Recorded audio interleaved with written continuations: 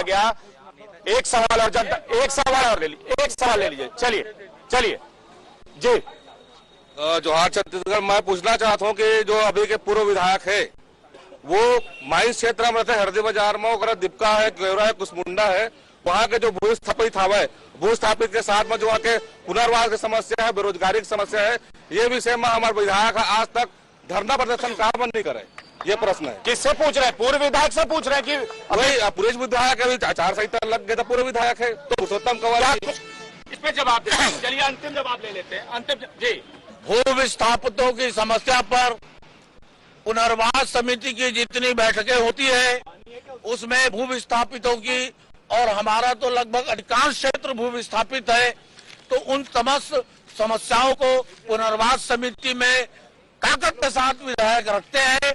उनका निराकरण भी समय समय पर होता रहता है, लेकिन औद्योगिक क्षेत्र में रोज विस्तार होता है उद्योगों का। कलेक्टर का घेराव हुआ था, उस भूस्थापितों में कलेक्टर का घेराव हुआ था, घेराव के खाना हुआ था, एक रास्ता वहाँ पे जेल भी दिया गया था जो आंदोलन कर रहे थे।